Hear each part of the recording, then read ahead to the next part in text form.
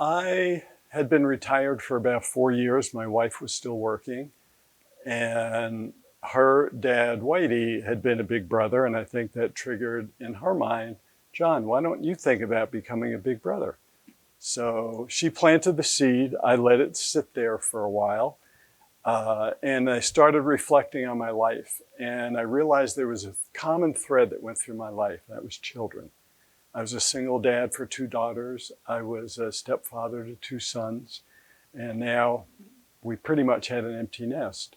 And I thought, yeah, I need to look into that. I was still a little scared about meeting it was like a new man in my house with my mom and another person. So, and I was a little kid, so we were waiting on the room on the other side and just nervous, I guess, just nervous. And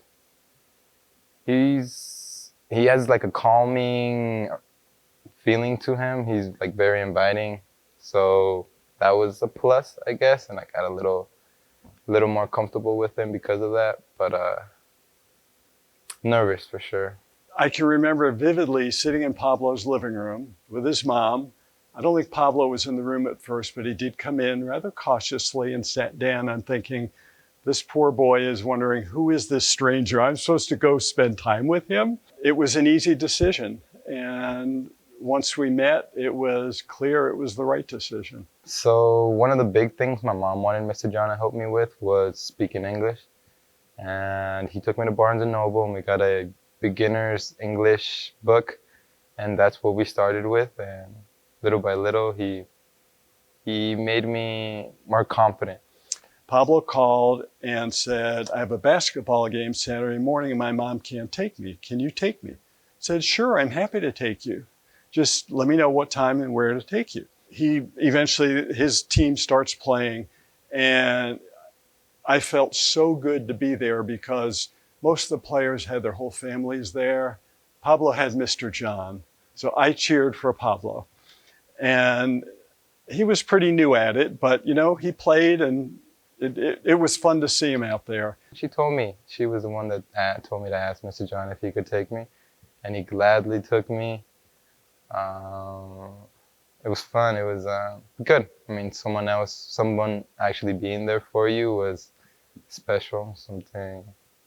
Something that I hadn't had apart from my mom, which was good. And it was wonderful because we got to spend time together and get to know each other better. Tried to give him some coaching tips.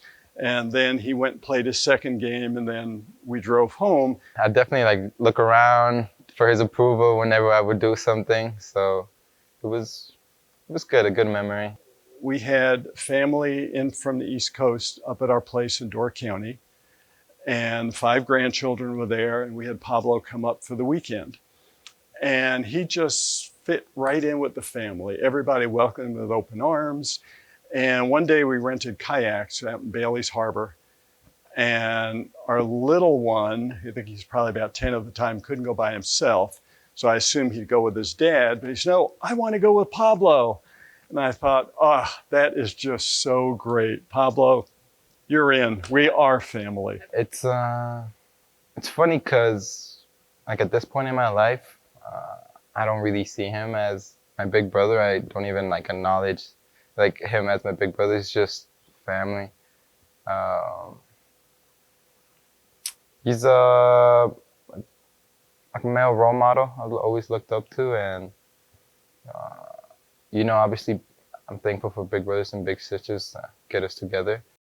We weren't just big brothers and big sisters. We were Mr. John and Pablo. There's no other way to explain it but family. You get that close to somebody and they do that much for you, and sacrifice for him too, because it's not easy to be with, try to talk to somebody that barely knows any English or can speak English and build them up from there. So yeah, family is the only thing that can explain that. Pablo and I did a lot of things like movies. He loved movies. So I saw more movies that I wouldn't have seen if it wasn't for Pablo, and I loved them. A lot of animated shows and whatnot. We watched one of the Sing movies, and that got us both emotional. I don't want to embarrass him, but I was tearing up when the mouse started singing. And Mr. John, I looked over. Mr. John was also sniffing. So that was a good movie. That was a good moment. We played some miniature golf. Uh, we would just hang out at the house. We got two little dogs who loved him and he loved them. We went for a lot of bike rides. Just did a lot of things that didn't take a lot of effort, really, but were fun and helped us to do things together and to build that relationship more. By getting to know Pablo, I got to know Mexican culture better, food and culture. He invited me to a quinceañera, which I got to go to, which was really cool. And he was a participant, a dancer in it. And again, so heartwarming because when I walked in that door, Pablo immediately ran up to me, brought me to my seat and said, "Come on, let me get you some food." And he told me what foods to eat and brought me something to drink. So just kind of a little bit being immersed in the Mexican culture. I tried to see him every week. If I couldn't because of travel or whatever, I would let him know why I wasn't there and where I was. Because I wanted him to know that he had a man in his life who cared about him. And I do, truly. I'd like to thank Big Brothers and Big Sisters for introducing me to Mr. John. I mean, without them, never would have happened. We wouldn't be here. I know I say this a lot, Mr. John, but you're family. And I mean, the only word to describe it is I love you. And thank you very much for your sacrifice and spending your time with me, deciding to invest in this little kid you met in Green Bay.